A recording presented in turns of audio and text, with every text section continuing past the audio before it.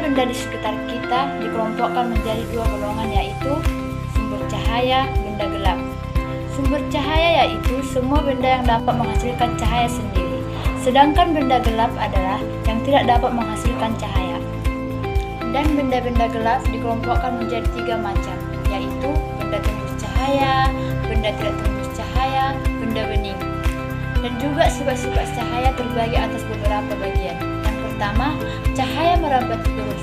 Sifat cahaya yang merambat lurus dapat kita lihat ketika cahaya matahari yang masuk ke dalam ruang melewati jendela. Cahaya akan selalu merambat menurut garis lurus kecuali jika cahaya tersebut mengenai sesuatu yang merubah arahnya. Bukti tersebut antara lain sinar matahari, cahaya lampu, nyala lilin, berkas cahaya. Sinar matahari yang melalui celah sempit dan membantu ruangan gelap tanpa seperti garis putih yang lurus. Cahaya lampu mobil atau senter pada malam hari. 2. Cahaya menembus benda bening. Benda bening adalah benda yang dapat ditembus cahaya.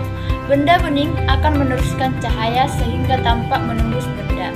Contohnya benda bening air jernih, gelas kaca bening, kristal, dan kertas roti.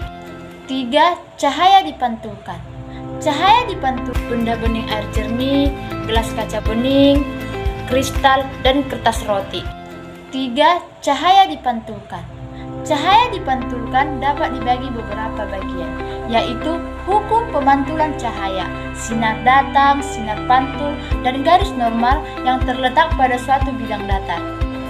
Ada dua macam berkas cahaya pantul, yaitu pemantulan teratur.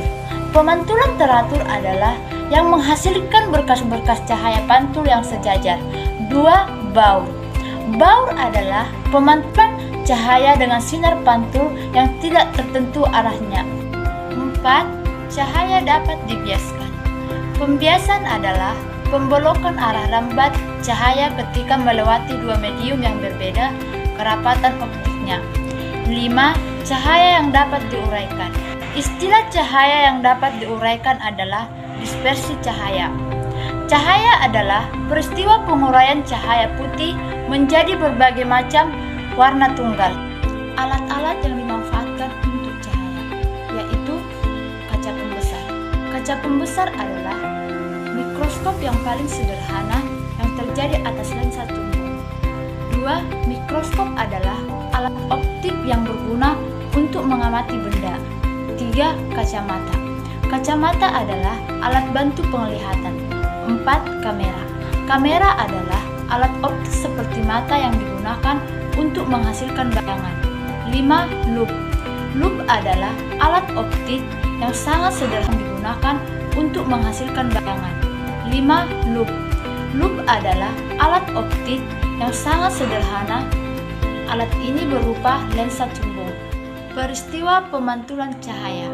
Cahaya yang jatuh pada bidang pembatas dua material mengalami pantulan dengan sudut pantul yang sama persis dengan sudut datang. Pemantulan biasanya terjadi pada cermin memiliki sifat yang menyuplin dan ukuran bayangan terbentuk sesuai dengan ukuran benda. Contoh pemantulan cahaya merambat lurus. Pada cermin yang dapat kita gunakan saat bercermin. Contoh cahaya yang dapat dibiaskan. 2. Sendok. Sendok yang dimasukkan ke dalam gelas bening terlihat bengkok. Contoh cahaya yang dapat menembus benda bening. Contohnya, saat kita berjalan di siang hari, terlihat bayangan tubuh kita. Hal ini karena cahaya hanya menembus benda bening saja. Dispersi cahaya. Cahaya pada awalnya berwarna putih yang terlihat oleh mata. Namun, sesungguhnya cahaya putih itu adalah kumpulan dari 7 warna. Apabila dibiaskan dengan prisma, akan diuraikan menjadi 7 warna. Prisma sendiri adalah sepotong kaca yang berbentuk segitiga yang bisa mengurai semua warna yang ada pada cahaya putih.